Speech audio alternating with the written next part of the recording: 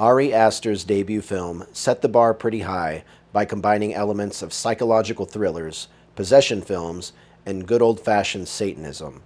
With knockout performances by the cast, a well-crafted script, and a spine-chilling score, a new corner of horror was turned with the 2018 movie Hereditary.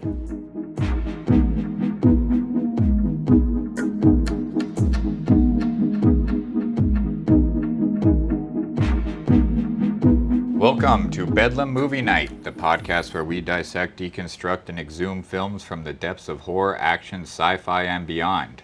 I'm Ben Marlowe, joined by John Anderson. Hello, hello. And tonight we're pulling back the veil on a grief-stricken nightmare of miniatures, demons, and decapitations.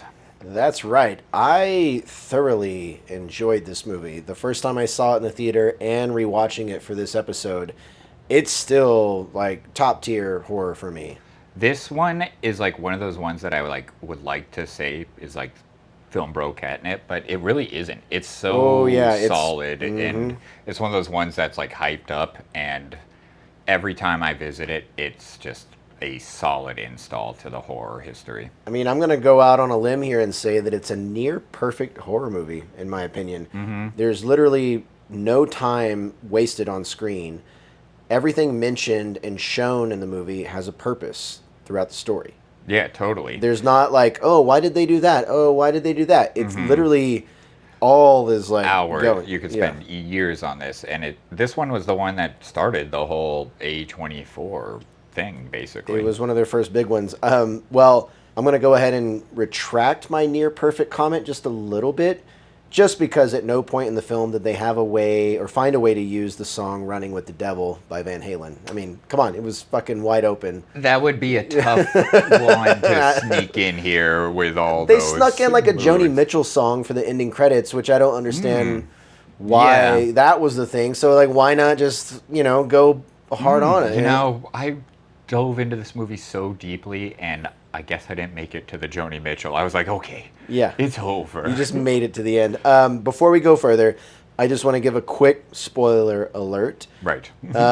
Here at Bedlam Movie Night, we spoil everything. The movie that we're covering, movies you haven't heard of, movies you've heard of but haven't seen, they're all going to get spoiled. So just buckle in, and if that's not your thing, then now you know. Yeah, we got a flow here. Also, our episodes are broken down a certain way. Right now, we're in Act 1, which is kind of a brief synopsis of the movie, the director, how everything came to be. The second part we call the Dungeon, where we get into specific scenes and plot points about the movie. And then the final part of the show is called Grave Matters, where we get into some fun categories and games and such. So, without further ado... Yeah, I mean, I think this movie might be, I think it's probably for a good majority of people, easy top 10 scariest horror movies that's out there, right? I totally agree with you. This one, I noticed it's got bits and pieces from all different types of like subgenres of horror. Like it's got a little bit of supernatural horror. It's a possession story. It's got elements of ghost stories, and I feel like there should be a whole subgenre devoted to the devil. I guess you could call that like occult horror, just to like generalize it. Yeah, totally. I think that's my favorite genre. Yeah, there's just a movies. lot that can be done within that world, as like this movie shows us. Did you ever see House of the Devil? I did not. It's by the guy who did like X. And, that was his. What's his name? T. West. Yeah, I hate him so much. But House of the Devil is like also a very perfect movie. I did not like that movie. I was bored to death. Oh, really? Yeah, interesting. We should definitely do that movie then. Yeah. Well, Hereditary is also a psychological thriller, poking at the fear of loss and the threat of a family member trying to harm you. The ultimate example of that being The Shining, which we're going to have a few little tidbits about The Shining throughout this episode. This one's super Shining heavy, I think. I agree. Yeah, this movie kind of mirrors what happens in The Shining as well. Like once Jack completely loses his mind to the ghosts in the Overlook Hotel, he attacks his family, similar to how Annie in Hereditary once she's possessed by Payman, she tries to kill her son. Right, and there's like a pretty strong correlation with the shot, the like famous one zooming in on Jack Nicholson staring. Yeah. I swear they have Charlie do that and Annie throughout Yep. the movie. They have multiple where they're characters slowly becoming unraveled and things Yep. like that. Similar to The Shining, with the when Wendy goes and reads Jack's book, and it's just like all work and no play makes Jack a dull boy over and over and over again.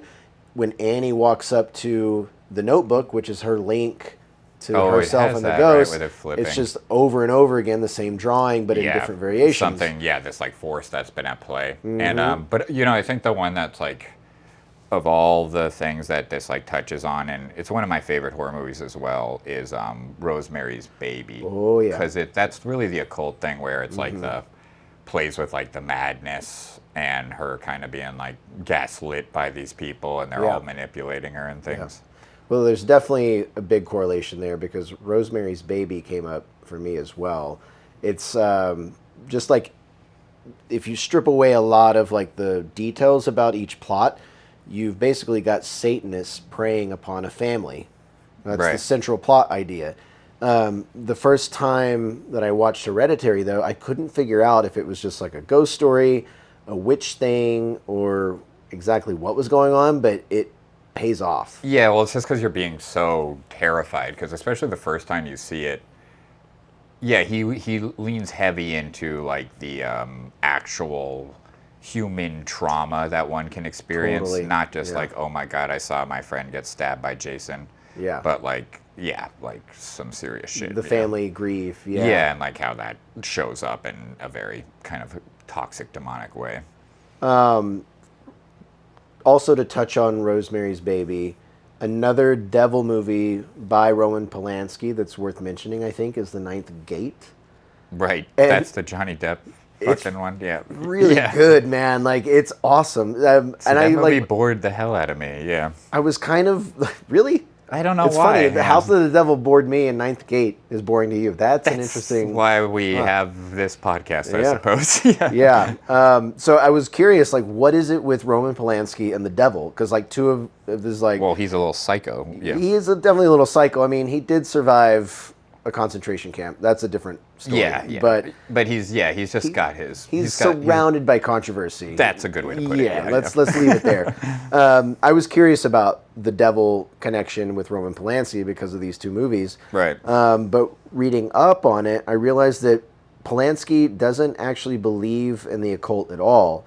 And in Rosemary's Baby, he was trying to make a movie about isolation and paranoia and the anxiety of childbirth, but use Satanism as a vessel to convey those themes. Yes. Similarly, The Ninth Gate is a mystery film, a mystery story focused about a book.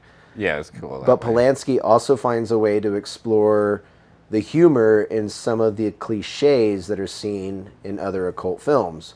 Again, satanic themes are used to like convey like these psychological anxieties around the subject instead of it actually being about that. You know? Yeah, I guess I didn't realize how much he was really pulling from Polanski's book, because Ari Aster is doing the same shit here. He's like taking all these tropes, and we'll get more into the dungeon, but that's kind of what I really appreciate about this movie, and I think that's why it had such like a cultural impact when it came out. Was like huge, it took everything like Rosemary's Baby. These like just added so much context to it by kind of spinning up some of these like simple things on their head a little bit.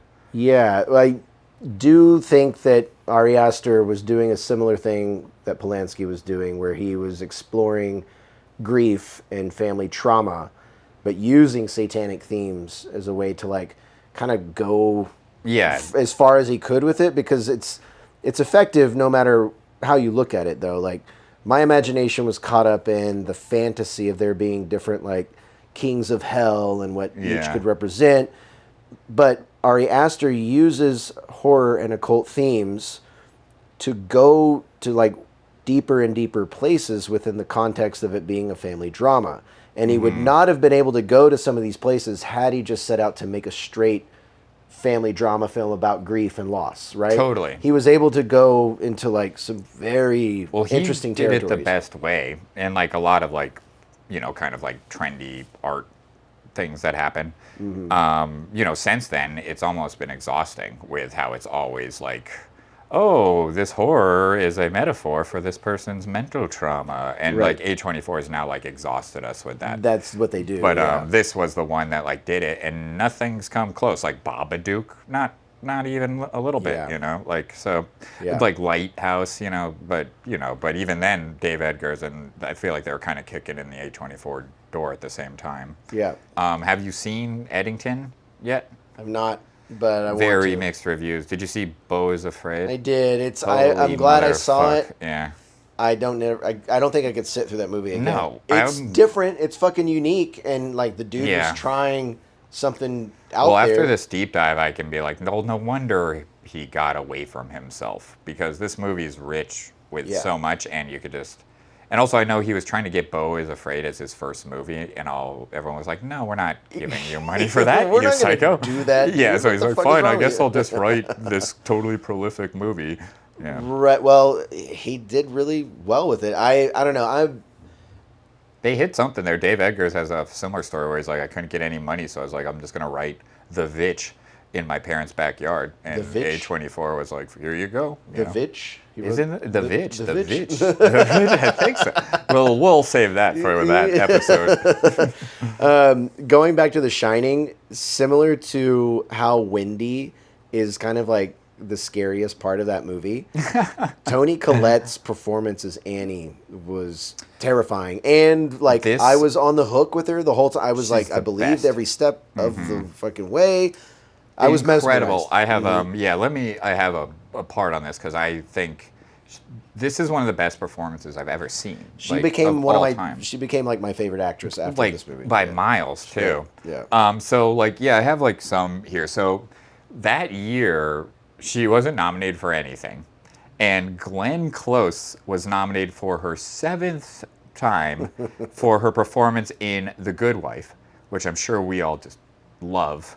And then Melissa McCarthy was also nominated for a movie I didn't even bother to look up. I was so offended when I heard that. Huh. And Olivia Colman won for The Favorite, which is fine. Okay. But the fact that she like wasn't even nominated or in the conversation, we have Melissa McCarthy bonkering around in that mix. Yeah. Good Lord in heaven. Yeah. It's the horror movie. It's because everyone It's who like votes nobody's on that, gonna. The horror movies don't make it far in the Academy Awards. Well, you think about who people have to vote on this. Like I've known like one family that like got the Oscars ahead, and they like got the vote or whatever the fuck it is. Right. They wouldn't be able to sit through Hereditary without having a heart attack. They're old people. That's the problem with everything. It's just too many old people. Well, it's not just that. There's so much campaigning and money spent to even get your movie noticed in the Academy Awards. It's all silly shit. But Toni Collette, just amazing, and I cannot wait to like. There's so many moments where all the moments she is the one that drives all of this home. It's just amazing what she does. Also showing up for Hereditary is Gabriel Byrne, who plays the husband Stephen. He was in another great occult movie called End of Days as the devil himself. Right, Schwarzenegger. Although like End of Days is it's passed off as like, oh, that's just another Schwarzenegger movie. It's really unique though. It had such a specific angle. It's like more of like a supernatural action horror movie. Holy shit, we should do that one. That's a good one. Like immediately. It's a really unusual genre crossover, and it's not talked about enough. Like we've got a lot of sci-fi horror action with like Predator 2 and Aliens, but like crossing over supernatural horror with action is it kind of works. rare. There's like that one with like the angel, whatever, the guy who plays there's it's called Priest. There's that one with Paul like, Bettany. Yeah, there's a lot, but the End of Days is like End of Days is something special. Yeah. And he does a really good devil. I remember it also came out during Devil's Advocate. Yeah, and I remember shit. just kind of being like, he's kind of like Al Pacino. They just were like, yeah, that worked. Let's get this guy to do that version. He's like mid-50s. Yeah, whatever. He can do it. He was also in Usual Suspects and Cool World. You see those two? I absolutely Cool World, where he's the animator of the world that Brad Pitt is. Yeah, Brad Pitt's got the do. But yeah, in Usual Suspects, he's kind of the main dude too, like other than That's right. Kevin Spacey. But he's cool. He's like kind of a subtle actor, and his subtlety comes through kind of perfectly. Yeah. So I wanted to touch on the score for a moment. It was composed by Colin Stetson. Other notable films that he's done are The Color Out of Space, which we mentioned on the Mandy episode. It's a Right. Nick Cage sci-fi horror movie, an H.P. Lovecraft adaptation as well. He also scored the 2022 version of the Texas Chainsaw Massacre and The Menu starring Voldemort himself, Ralph Fiennes. No shit. Colin Stetson has also collaborated with indie artists such as Arcade Fire, Bon Iver, and researching him, I realized that I've seen him in concert with Bon Iver like a couple of times because Really? he's the sax player that is on tour with him. That's the coolest life, I think. I swear He's to got God. something cool going on. He also worked with Johan Johansson, the composer for the film Mandy. So there's two little tie-ins to Mandy right there Can with you this guy. imagine that life where you get to like be a rock star, but also Yeah. like the guy who's from Radiohead, he does all the Coen Johnny brothers. Greenwood. Yeah. Yeah, Oh he my works with Paul fucking Thomas Lord. Anderson. Yeah. Jesus. Yeah. So the two parameters that Ari Aster gave Colin Stetson when they began working on the score for this film was number one, it had to feel evil, Yeah. and number two, it had to be devoid of any sentimentality whatsoever. So, like, instead of using low synthesizers and high pitched strings, which are all ubiquitous in most horror films, Stetson relied heavily on wind instruments. So there's parts of the film that, like, I remember listening to the score and being like, okay, that's a synth or that's a low, like, cello or violin part, but it's actually like a contrabass clarinet. Wow. Stetson Love would that. also use his own vocals on tracks to give this like sense of foreboding throughout the story. He went further to achieve an evil feeling with the music by neglecting any conventional melodies.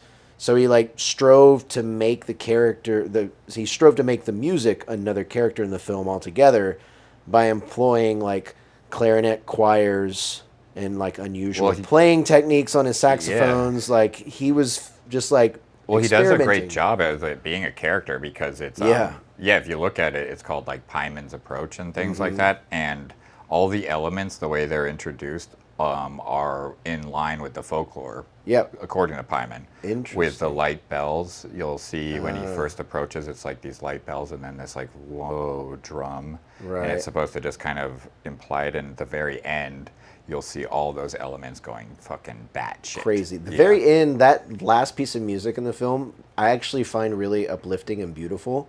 Even though I Right. know it's like the culmination of all this evil Yeah. shit, there's like it's like, ooh, this is awesome. Funny that you said a character because it really is. When you watch it, you can feel Pyman around. It's interesting the way he does it. If you ever listen to this movie, just like have headphones on or whatever, there's a lot of the film when there's no dialogue and there's like diegetic sound of like, birds chirping or like cars going by, but beneath all that, there's a very low frequency hum Yes. throughout the movie, which Colin Stetson did with his Well, his it's arrangements. amazing because that implies, I'm getting ahead of myself, but like the cult being around at All all the time. times You're and always stuff like being that. watched. Yeah. So you know how Charlie dies from a peanut allergy? Right. Did you ever see the She movie? doesn't die from a peanut Well, allergy. but you know how that's like a thing. Yeah. Did you ever see the movie Meet Joe Black with Brad Pitt? I did not. No. So in that movie, he's like supposed to be death, and he just happens to take Brad Pitt's body, and he's like wandering around, and he's like death on vacation is how they pitch it, and he's like, "What is this world?" And at one point, he's eating peanut butter, and he's like, "This is fascinating."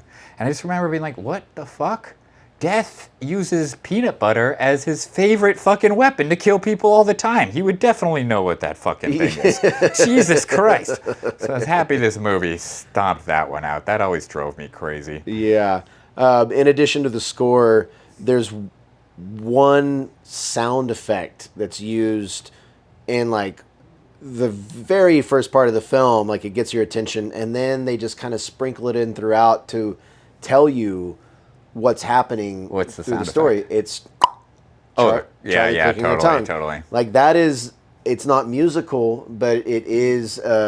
it's an identifying audio cue that Yeah. you don't really have to know what's going on, but when that sound happens through the rest of the movie, you're like, okay, something fucking weird is happening. It's so It's great. powerful. This movie has so many layers because that's kind of the like theory behind this whole movie is like if you are seeing what's presented in front of you and if you have control of it. And so that music kind of sets the tone that like Pyman's around and you'll ignore it, but that click Yeah. just lets you know that it's present and Something visceral is and it going gets on. you there. The last thing I want to touch on about the music, just because maybe somebody will hear it and seek out this music, because I really like it. Stetson also mentioned that he was inspired by Super Owns, which is a band from Mali who used this rhythmic style called takamba. Huh. So he lifted a lot of elements from that music for certain uses of clarinet and flute throughout the film. It's cool. Yeah, Yeah. yeah, it goes really deep. I didn't even like kind of realize how yeah interlaced it is until you kind of pointed it out in that way. Totally. Yeah, so this is going to be exciting because this is a dense one, as you can tell Yeah. from Beau is Afraid and Yeah. all the other things. This guy has a lot on his mind. You know, Should we go ahead and take it into the dungeon? I think it's about time we better get started. Let's do it.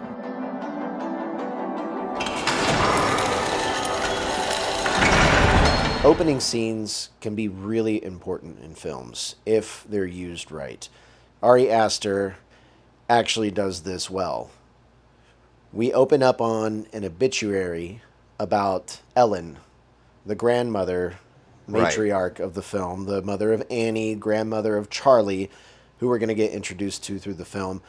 But we open up on just a very simple reading of the obituary explaining like her I death, love her how family. he flips it. You know, like That's it. instead of the like Star Wars Blade Runner intro, Right, where like, it's like scrolling up, it's just like clear, but it's not even like this is what happened. It's just an obituary, and we have to gather that. And all we know is that somebody's died. right out of the gates, Yeah. this man has already taken everything about horror movies and things and already turned it on its head. Like, wow. It's good because, you know, we're introduced with, okay, the grandmother's passed away. She's survived by these people who we're now going to follow, and that's all we know. But we can go through the rest of the events of the story knowing that she's responsible, because this is the first character we're really introduced to. Exactly. It's So like it's all their story. it's the same thing as just seeing Star Wars and it being like Darth Vader went to this planet. And Yeah. that's all you got, you know. But it just does it in a cool way. Yeah. The following scene is we open up on a room full of these like miniatures. There's like houses and bedrooms and everything depicted, and we zoom in on a bedroom, and then we're there. The father's coming into the room. The son's asleep in the Scene- bed. Yeah, the So- opening scene I actually want to spend a little time on because Totally. it's so powerful what he does, like right Yeah. as we said with the prologue. Right. So we're like in somebody's creation. Yeah, More so or less, like right? so first off the cinematographer, yeah, he's using that like tilt shift lens technique where it looks like miniatures. And that like again introduces this like right out of the gates kind of who are we looking at miniatures? What world are we in? The real world? And there's also like moments throughout the movie where you'll notice it goes from night to day, like a light switch is being turned off, like somebody almost walked in the room and is working you're on right. your diorama and things You're like that. right. And it's just really incredible. And so when you start with that like pan, it starts with the treehouse. And if you look at the treehouse, one of the occult symbols is built in within the wood of the treehouse. Oh, I missed that. It's- That symbol shows up so They're everywhere. much. It's the little symbol. I forget what the name is right now, but it looks like It's the seal of Payman. No, that's a different one. It's the one that looks like a little lower case T, but his little T arms are raised. Okay. So it kind of looks like a fork. But that's on the side of the building, and the very middle of it is concealed by the shadow of the aspen tree. So you can't even see that. And then we zoom out from that into the room, and then we pan to the right. And if you look at the diorama, the way it's constructed tells everything that's about to happen. in the movie. I really want to sit there and watch this with you again. It's incredible. I did Yeah, not I pick wish up I on could any of remember that. it. Well, I will say that there is a theory out there that Annie is facilitating all the events that take place, which kind of falls in line with what you're saying, either willingly or from being controlled by this demon. She's literally building the world where all these things take place, and she recreates these traumatic events through her art. We even enter the story, like I mentioned before, through one of her models. So I'm definitely on board with some of this Yeah, stuff. yeah. So like, indulge me for a minute, if you will, because of the dioramas. Yeah. So there's something to be said about the dioramas, and actually, this movie is just so crazy heavy that we might as well just like break into it right now. But to get to the point where I think what's interesting about her participation and whether she's in control, we can start with literally the title and Hereditary. She's not in control. Yeah, exactly. So this movie like has like we're gonna go heavy with the threes throughout this entire movie. Interesting. You'll notice it's broken into 3 acts: Satany, Zazas, and like Pandemonium. Pandemonium. Liftoch and Yes, Pandemonium. Yeah. exactly. So those are like the 3 acts, and so there's like let's kind of like take the word hereditary and like what is being passed down here. Right. And so we have like 3 things. We have the supernatural, which is like Pyman is possibly bound to this family's bloodline, and the second one is illness, specifically mental illness. Schizophrenia. Exactly, Personality which disorder. really Is it A24 can do. is it Pyman or Payman? In the film they say Payman, but I've heard people say Right. Pyman. Right, and I've also Pymone, heard like, I've I don't heard know. like sigil. It's all right. We'll just cruise with whatever. Yeah. And then the third one is inherited abuse, and that's kind of like in that like cold, distorted relationship that like Annie and her kids have, generational trauma. That's all kind of like baked in here. So the dioramas, I think they're like connect to this theme of inheritance. Annie's mom is the one pulling the strings in the background, orchestrating things. She's created all this. Exactly. And Annie makes the dioramas. And Charlie makes the idols. Exactly. So they're all building their tiny versions of the horror around them. So, but Annie's not actually like doing anything supernatural, so to speak. She's kind of just like channeling it, and she's in the middle of it, observing it and recreating it. To kind of support this, there's even a moment where after she sees her mom in the creepy shadow scare, she's there looking up ghosts online of like if they exist, and she's literally making a diorama of her computer right there with that website. Right. So, but Annie, she's in it, but she's not above it. She's not like behind the scenes. I do think she had a lot of exposure to Pyman growing up, and we can dive into that. And one more thing about that opening shot is when it moves to the dollhouse into real life, and Steve, the dad, walks in.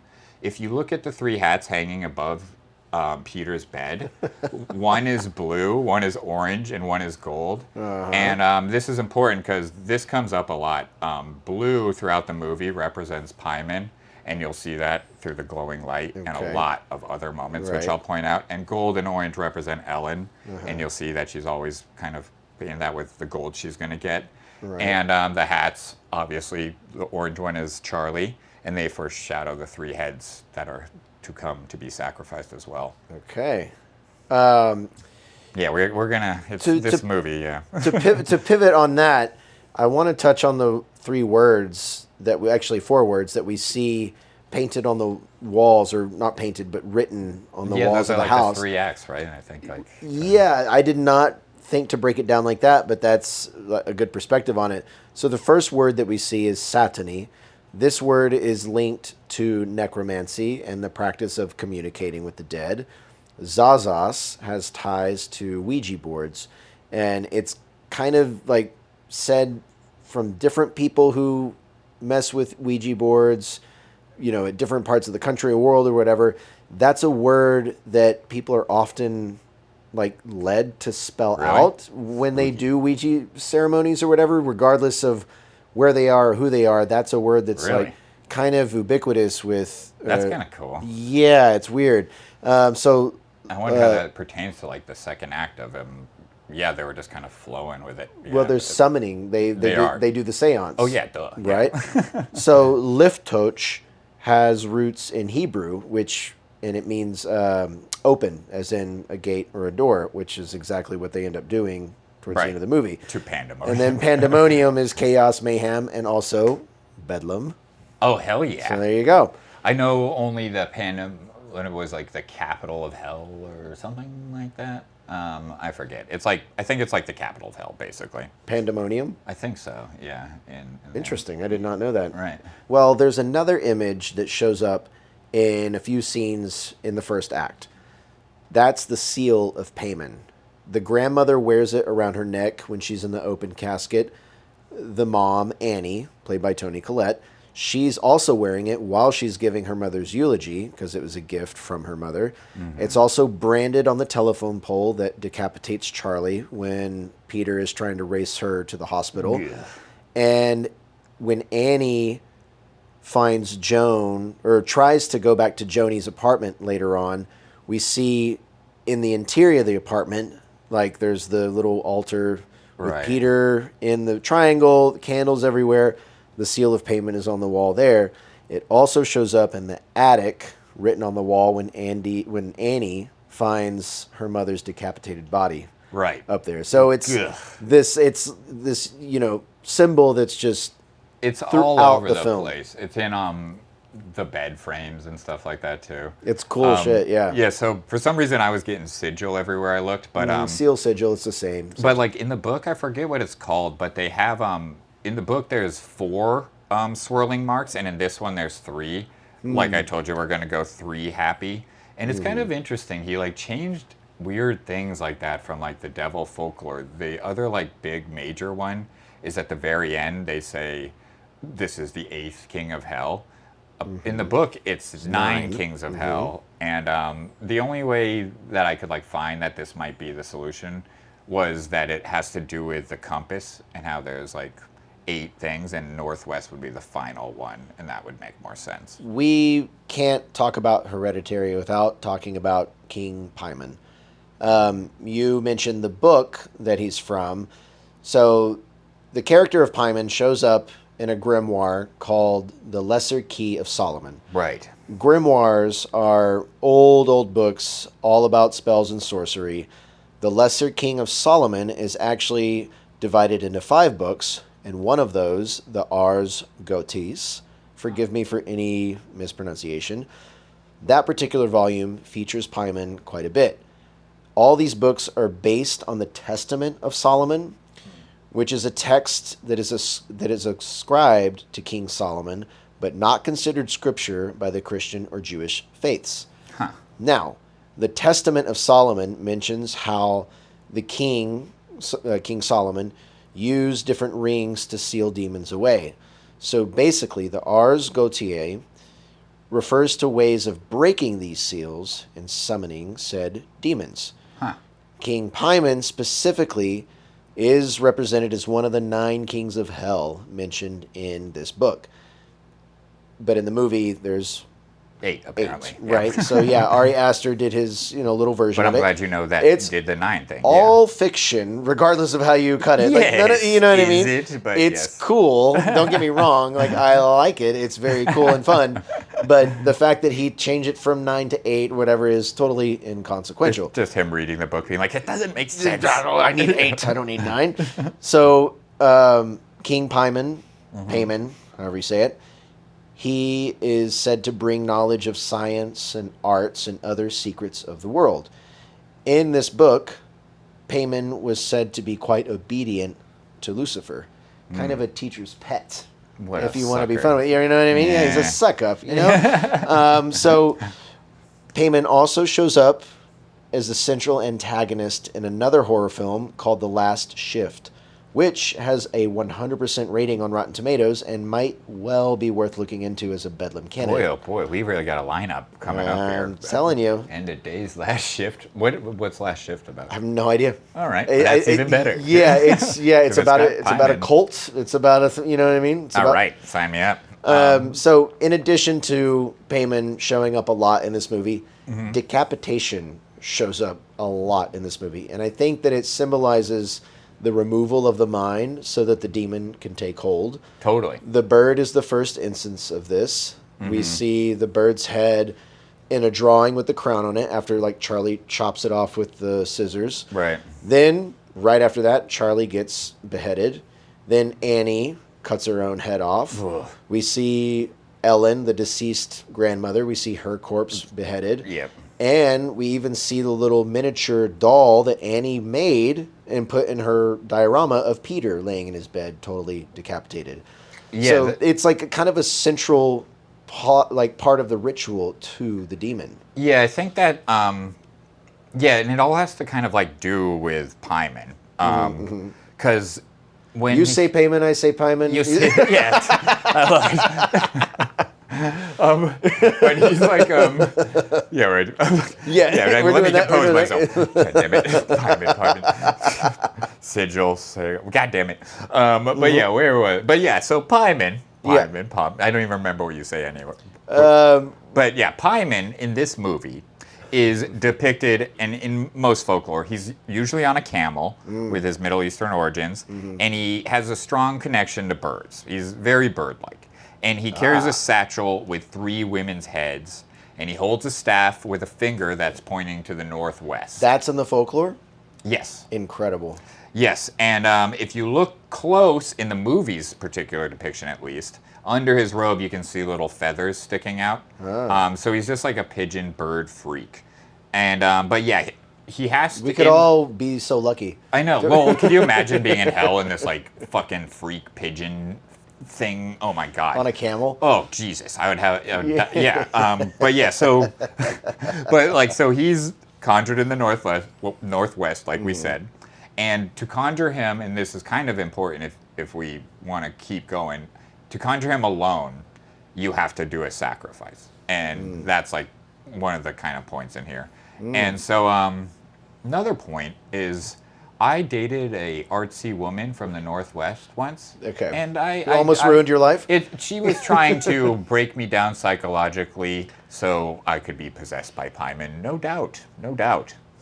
But also, what's her name? What's her number? I mean, tell me. Yeah, but yeah. So like, yeah, Charlie's she's doing the bird head because Charlie has been possessed by Pyman since birth. Since birth. Oh, absolutely. And so it's like Pyman's just kind of like to kind of speak to just fantasizing about things to come, like trapped in an adolescent body. Well, we've got to mention the moment when Annie goes to the grief therapy group and she opens up about her brother being schizophrenic and he went mad because he claimed that his mother, Ellen, tried to put people inside of him.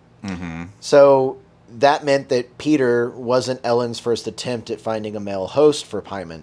So instead she used Charlie because Annie quote-unquote gave her to Ellen. She felt bad. Charlie even says in the first part of the movie that her grandmother wanted her to be a boy. Yeah. So there's all of that information we get up from. We also have got like she's like her dad he had a mental disability and starved himself to death. So I'm even wondering, like, did Ellen try to put Pyman into I think so. Father? You know what I mean? Yeah, and that's the big metaphor of like mental illness being passed down. Yeah. But I mean, Charlie definitely was Pyman, just kind of stuck there, and there's a million instances like because he didn't like.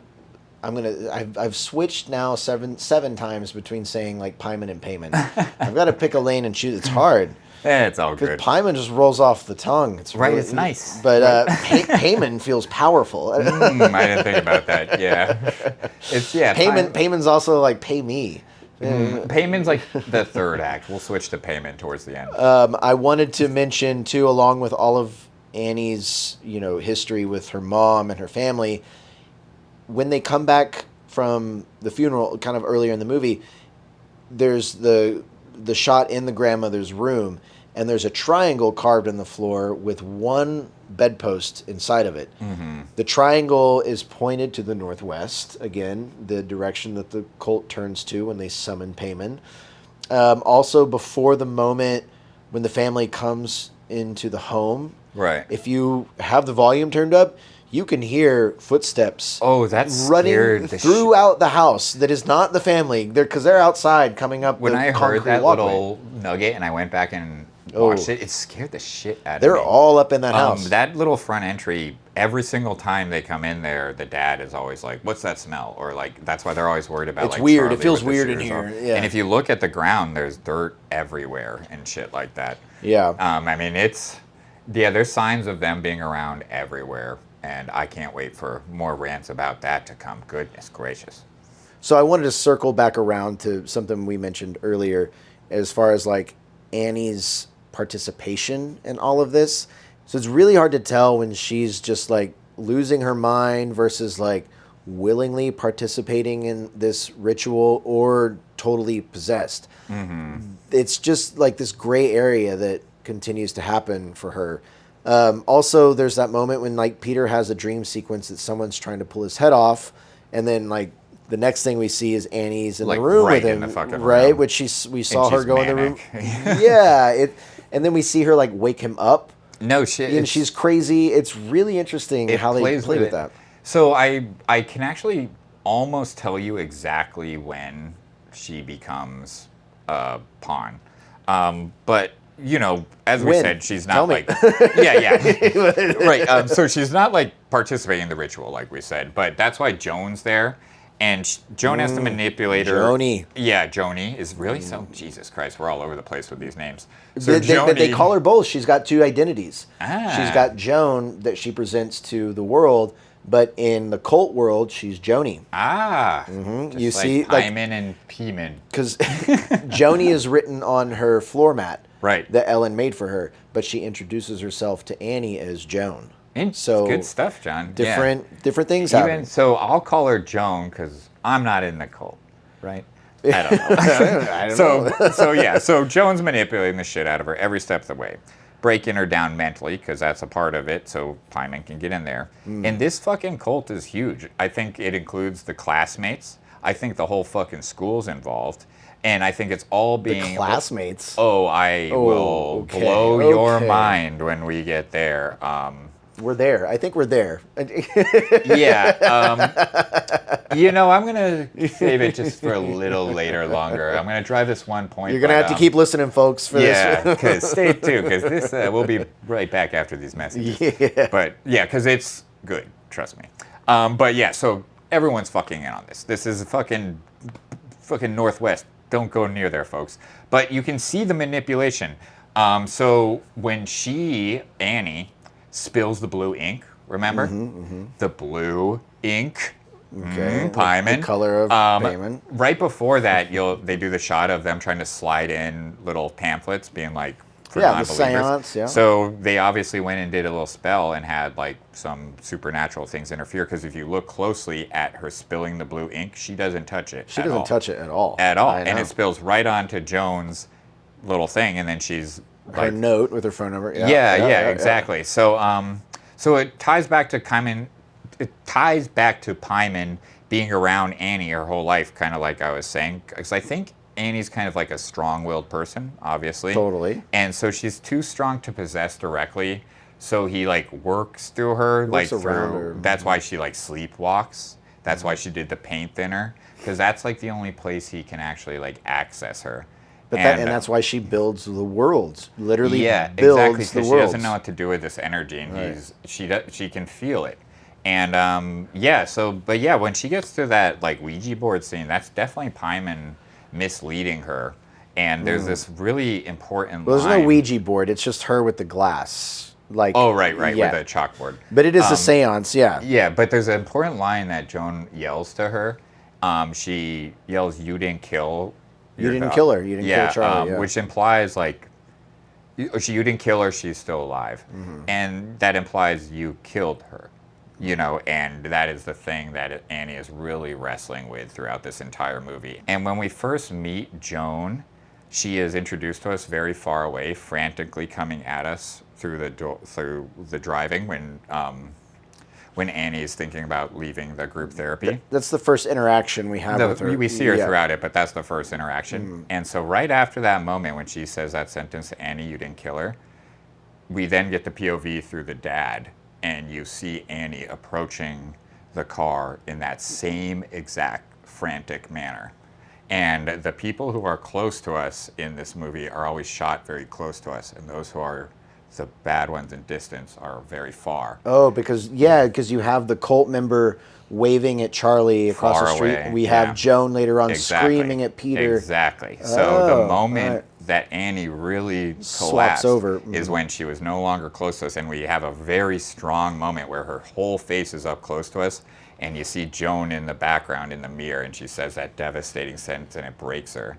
And then we see her mimicking Joan's movements. Another Crazy little shit, though, huh? It is crazy. A cherry on top of all of that very thorough looking into that you've done. Yes. Thank you. So yeah, Annie meets Joan, who gives her directions on how to do a seance. Yeah, to like Right, claiming her, that it can help her talk to Charlie. Before they do all of this, though, Annie goes to Joan's apartment and she drinks some tea.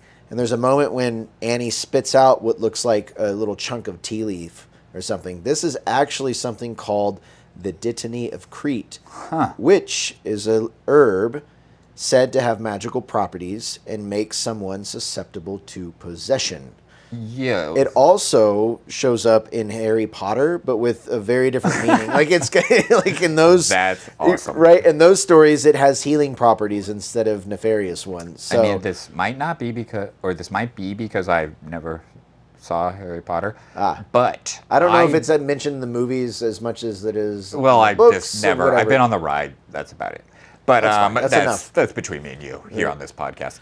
But and yeah, everybody that's going to listen to But it. it's funny. It's actually awesome you said that because I noticed this shit like in the very beginning. There's a picture of Ellen giving a bottle to Charlie, and there's all this black shit at the bottom of it, and there's all this black shit, like gooey shit, in Peter's weed. And I'm thinking that's that shit that they're totally to make him vulnerable. Absolutely. Good catch, John. So in addition to all of the dioramas and models that we see Annie building through the movie, there's a really, really creepy one by the stairs in the family's home. So every time that the family comes home together, it's shot from the same angle where you're looking down the hallway, the front doors to the right, staircase is in the middle, and there's like a model of a house in the foreground, but next to the staircase there's another model, and there's only one time in the movie when like Stephen and Peter are coming downstairs to do the seance with Annie. That's the only moment when we get a real close-up as to what this other model is, and it's really fucking creepy. It's basically a house buried underground that's all busted up and dilapidated, with another house also on top of it, also buried underground, also busted up and what have you. And then a third house that's on top of the ground that's in perfect condition. That's the three. I didn't notice that, but there's more of that three, and that's exactly It's the three acts. The stacking that's of happening. See, John, together we have unpacked this. Also in that scene, there's those excited lowercase t symbols in the windows everywhere and in the structure of the house. Interesting. Yeah. But yeah, so that fucking first seance scene is fucking fascinating. Because, so as we said, Joan has baited, Annie into freaking out. And this is like a moment of empathy you feel for her, You kind of want her to do the seance a little bit when you're watching this, right? You can't, it's like yes-anding the whole plot point. You've been kind of like pulled in there. So, like, I think what happens here is you hear Charlie's voice clearer than ever. And I think that kind of supports the fact that Pyman was kind of like at the wheel the entire time. Yeah. And what I got the vibe here as what was happening is because you might be like, all right, like, Pyman, why aren't you like just getting the male bodies? There's a couple of them right there. Why'd you get the lady body? But I think basically he was just rattling them, and it was basically like a hostage situation where he holds the phone up to the hostage and gives them hope. And that was basically like him holding it up to Charlie and like fucking with them to destroy them psychologically. Right. to just make way for... Because that's the key, is like you can't get in unless you break these people. And they noticed, Peter kept going into this like adolescent kind of like Arrested Development state. Yeah, where he's like a snarky kid for a while, and then the last few times we see him, he's mommy this, mommy that. Yeah, and so I think that's like every time he gets there, he's weaker and weaker and weaker, and they're really trying to pull that out of him. So one thing I did want to bring up, there's a few moments in the film where we see this really cool light flicker effect that like kind of zooms out over the whole frame of the film, and then like we see it turn into a little orb. Right. So that first happens over Charlie while she's in her bedroom. And, this light like spreads out over the room. She notices it, and it turns into a little ball and like dances away.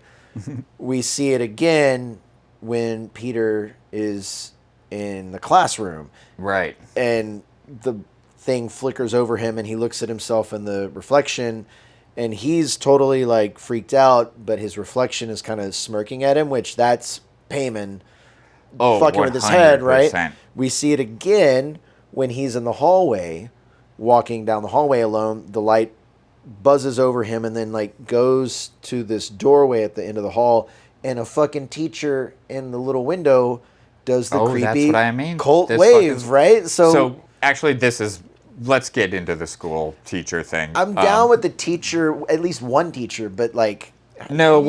Actually, there's so much in this goddamn movie.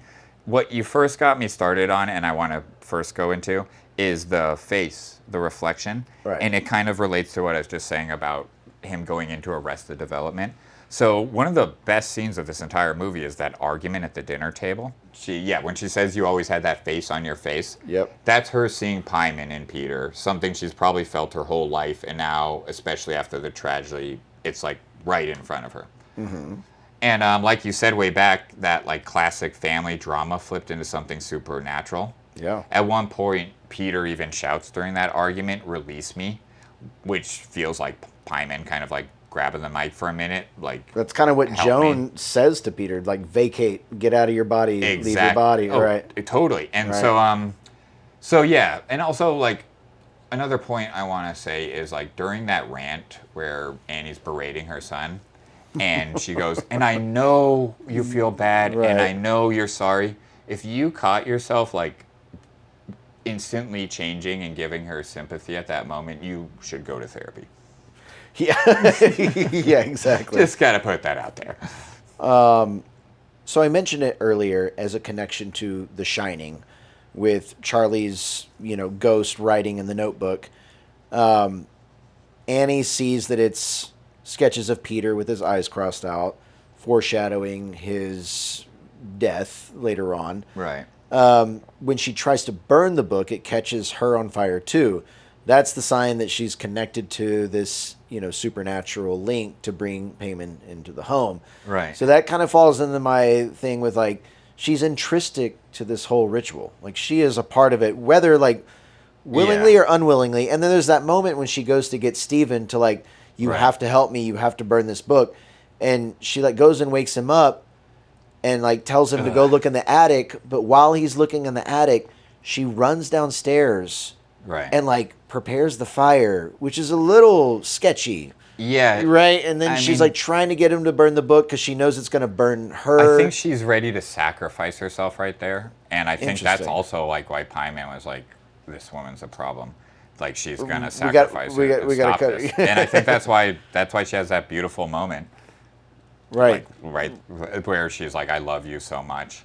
And everything like that. She thinks she's going to die. She's ready to die. So then my question was like, I don't know if it's a plot hole or what, but like, he doesn't throw the book in the fire. No, so she grabs it from him and throws it, but she still doesn't get Payman burnt. did that all on purpose. He's just doing that to break her. Bro, you were team demon tonight. No, I know what he's thinking, that motherfucker. Yeah. But he did that to fuck with her because right after that, the blue light literally takes over her, like right after that, like it possesses her, and that is the last we see of her until the very end of the movie when she's cutting off her head and it zooms in on her eyes and she's looking right at Peter, and it's the last moment of her soul where it's either run or like Yeah. God help me type of thing. But she's gone after that. I know we touched on it a little bit earlier, but there's that big reveal in Joan's apartment when Annie goes back to it and she's banging on the door, and we see the altar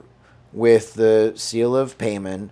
We see Peter's picture in the same triangle that's under Ellen's bed. We see Charlie's toys laid out in this sort of like altar type of thing where like there's the beheaded dove or beheaded pigeon and there's like other little toys bowing down to it. So basically in that one big shot reveal, we have the whole like cult ritual laid out for us. Like everything, Right. like all of the things are laid bare in that moment, which I thought was a really cool way of doing it. Even though I didn't know, No, it's you don't know until the last moment of the movie what's going on, but they show you all these different times. And I love the thought of like, where is she? She's just yelling at Peter at school. Like, damn you! Across like, the street. While Annie's like banging on her door, like, what are you doing? Where are you at? Yeah, that floor mat that has Joni's name written on it. Annie's like, oh, that reminds me of something my mother used to do. Then later on, Annie digs through that box of Ellen's things and finds like several of the same type of mats, like almost exactly the same that were made for her children. Yeah. She's got one with her name on it, Annie, and then she's got one for Charlie, but it is spelled Charles. Yeah, the that's floor because mat. she didn't want to offend Pyman. Well, she wanted Charlie to be a boy. For Pyman. But she knew Pyman was. I mean, think about it. You don't want to call Pyman Charlie. You want to call him Charles. Like, right, that was actually, the welcome mat for the demon. This is actually a great moment for me to go into what we alluded to about why the schoolmates are in on this. I think one teacher's involved. You're thinking the whole Everybody. school system. Everybody. So the very, very obvious one is his friend who's smoking weed with him. He's in that ritual at the end. You'll see him bowing down.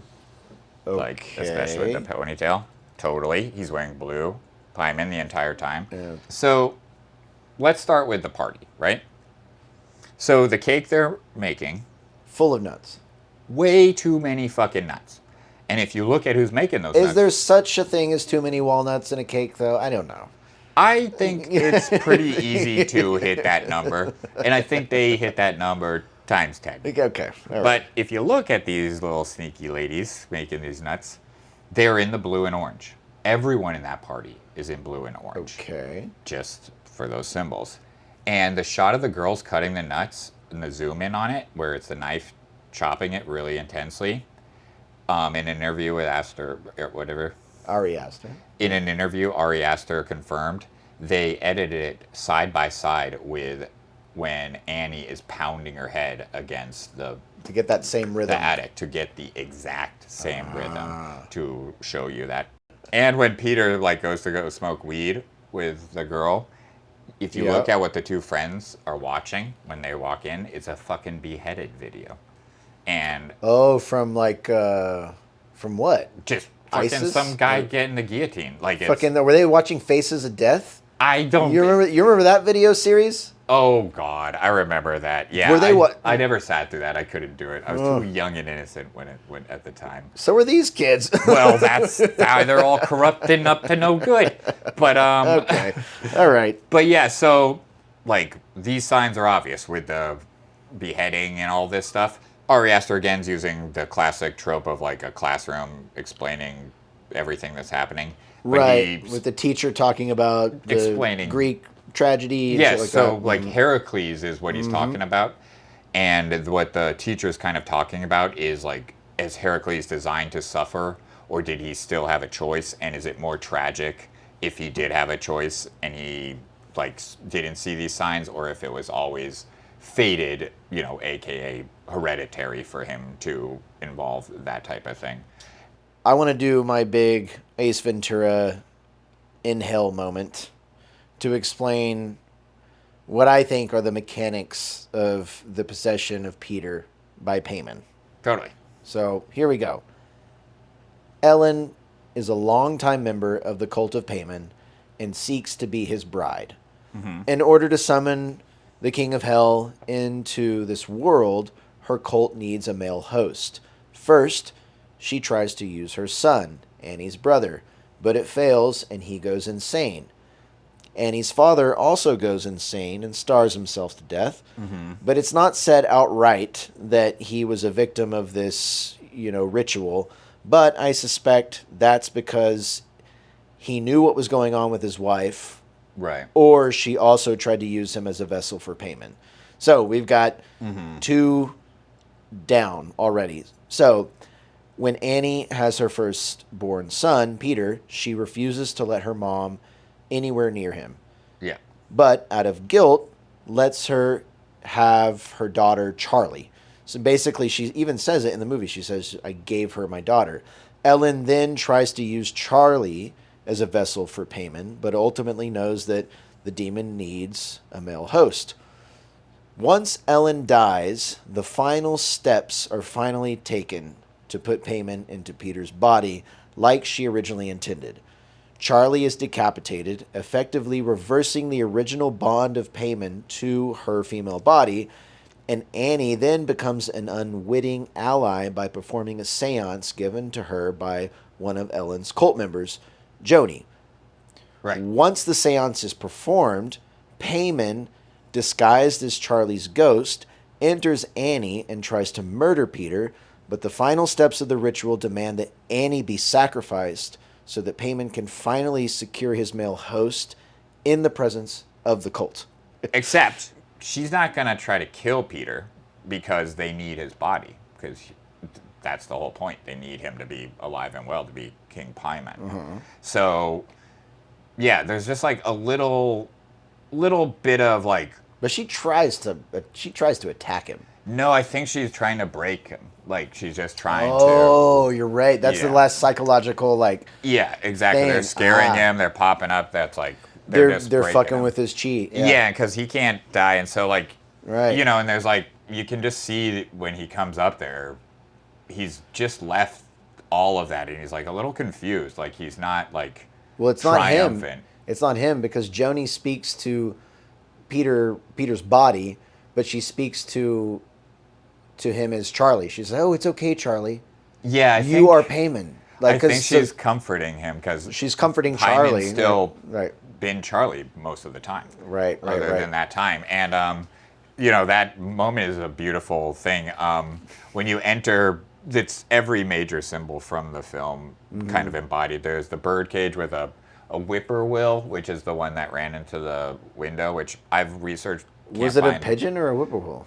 The one that ran into the window was a whippoorwill, and the one that's in the cage is also a whippoorwill. Interesting. And I've done like a little research on it, and like it's just basically like I think it's basically just Payman trapped in like kind of like a metaphor for female suppression and passive observers, if you will.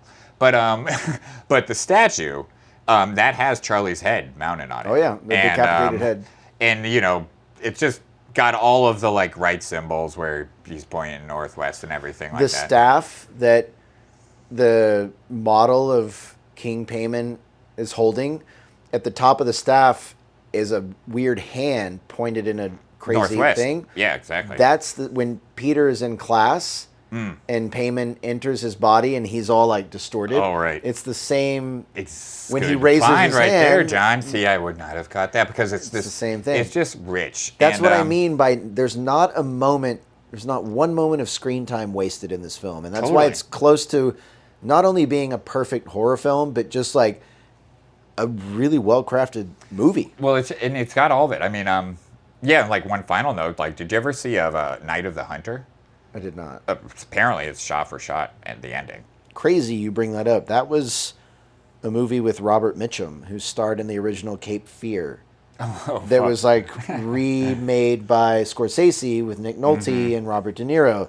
The worst on-screen laugh of all time. It was really weird. Yeah, so Night of the Hunter is like legendary. Yes, I mean, if you look at, again, the same triangle setup and everything. And like with the A24 thing and the Rob Edgar's comparison with like The Vitch, it's basically the same thing happens. Like the exact same thing happens. They get corrupted from an adolescent dying the person who is responsible for it feels guilty. It corrupts the family. It's like to the T. Mm-hmm. The only difference being at the end of The Witch, we feel like hardcore awesome. And at the end of this one, we are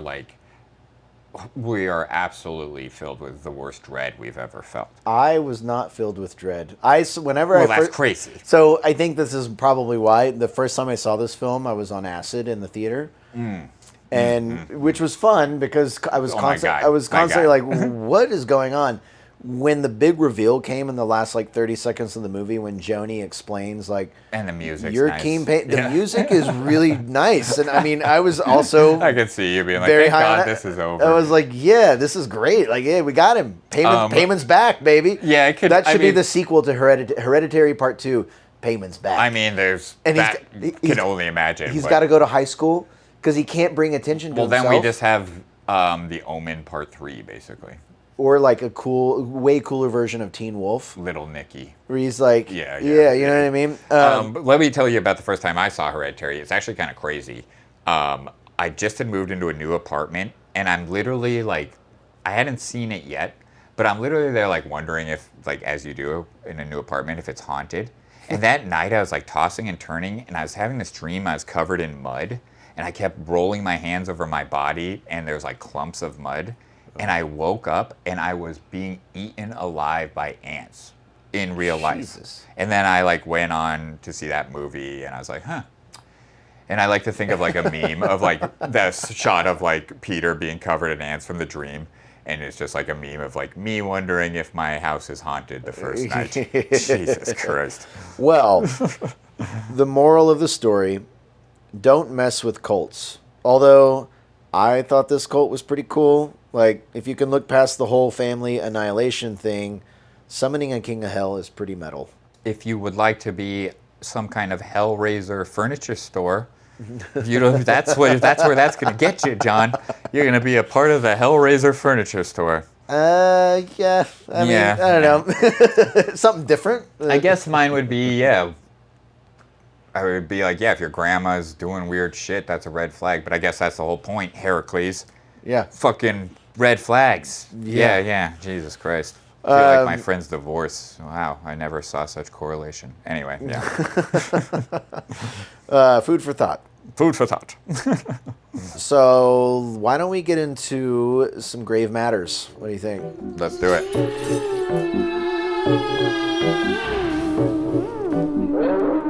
All right, here on Bedlam Movie Night, we wrap everything up with a section called Grave Matters.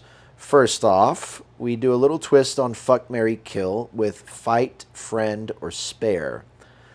I'm probably going to get a lot of thumbs down for this. I would fight Ellen, the grandmother. Come on.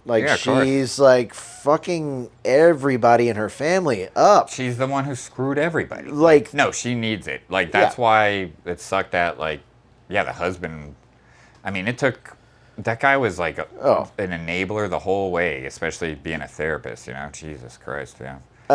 I would friend, again, gonna get a lot of thumbs down. I would befriend Payman. A lot of thumbs down there, young man. Come on. Jeez Louise, that guy is nothing but trouble. You are going to end up in a Hellraiser furniture store. Give you fucking riches. You're going to be there secret knowledge as a lamppost with Joan being like, this didn't work out. Jesus.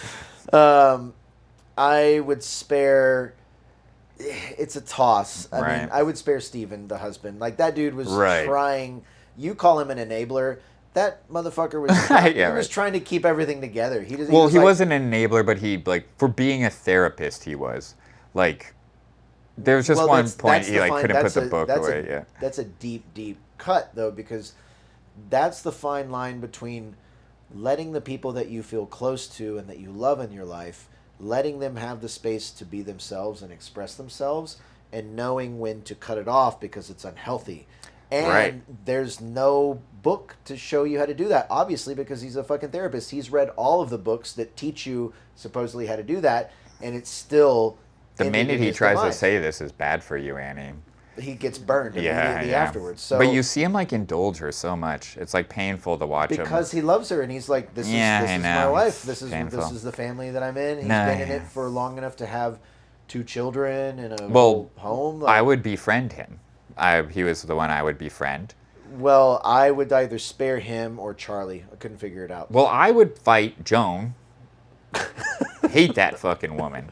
Screaming and ranting and just... Whenever I saw that part in the movie, I was like, man, that's kind of weird to just like be doing your thing and have somebody in the street yelling at you. And they're like, oh, wait, that's just what it's like to be in L.A. I know. It's either like, are we in 28 Days Later with zombies, or is there somebody just screaming devil curses at me?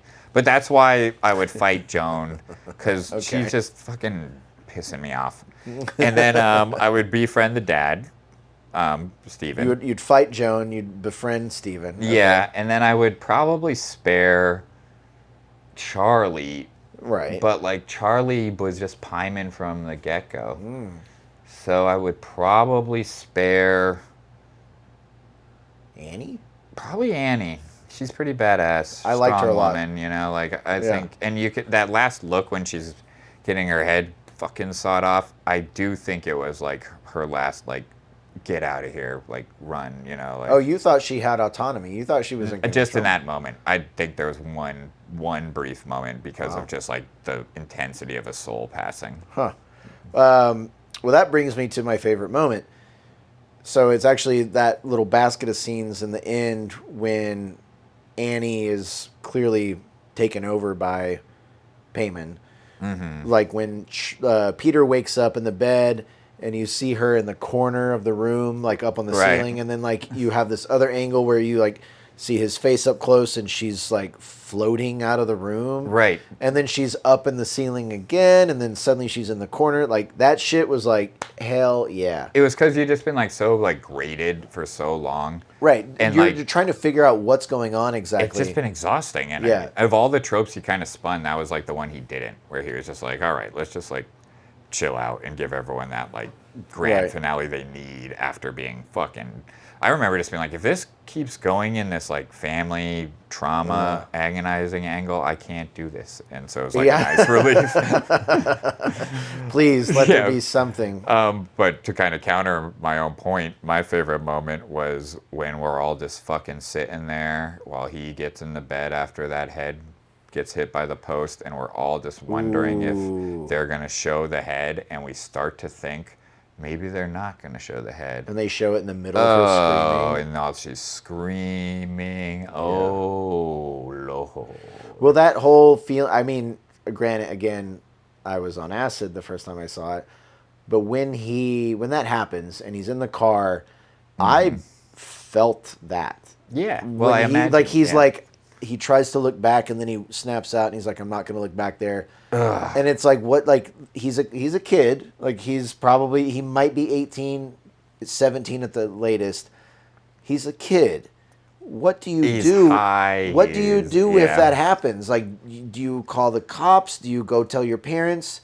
Is it too much to even do anything? Like, well, you're in shock. God. I mean, think you're about fucking crazy. Yeah. Apparently, I mean, though Ari Aster denies it, this was based on like a thing that happened in Georgia or something, in like where a guy was drunk driving and his friend got his head knocked off and he just went to sleep. Yeah, and like left him in the car. But Ari Aster just said it's dink. Huh. Yeah. I don't know about that. Yeah. I don't know about that. Yeah. So yeah. So. I have not figured out what my question of the day is quite yet. What do you got? If you had a demon name, what would it be? Oof. Rocksteady. I like that. I know, I don't have an answer either. For some reason, mine's just like, God, fuck if I know. That's a great demon name. God, fuck if I know. Bam! Bam! That demon causes hell. God, fuck if I know. Well, there we go. Thank you, John. Yeah. You know, you really bring out the best every now and then, yeah. But yeah, I had another one that was like, you know, we could kind of like follow what the like school teacher said, which is like, is it more tragic that they saw it coming and didn't do anything about it, or more tragic that they couldn't? You know? Yeah, we're not doing that. Yeah, we've spent a lot of time. Number one, we're not in high school getting grilled by a corrupt, evil, devilish high school. That still has not been proven. I like the idea, but okay. Here's one. I'm just thinking about all of like the Satan, like devil movies There's been a lot, obviously, and Mm-hmm. there's been a lot of like trash, I'm sure, but I feel like there's more wins than not. Hear me out. Hear me out. Yeah, totally. Like Rosemary's Baby, No, the right? occult's the shit, man. Like Yeah. Rosemary's Baby, House of the Devil. like Stigmata, House of who? Devil's Advocate. Devil's Advocate, End of Days, Little Nicky, The Ninth Gate. No, they're the best The ones. South Even Park Evil movie. Dead. I mean, I don't know. We can go on and on. The devil I'm occult saying is though, the fun like stuff. it's an interesting genre. I don't know what the question is in there, but like, Bedazzled, What about it? great Satan movie. I mean, Elizabeth Hurley and Brendan Jennifer Fraser. Love Brendan Hewitt. Fraser plays like 4 different characters in that movie. So, all right, I guess my question is, Would we Do we rather have like sex the with devil? Brendan Fraser, Jennifer Love Hewitt, or Jennifer No, Elizabeth Hurley. Hurley?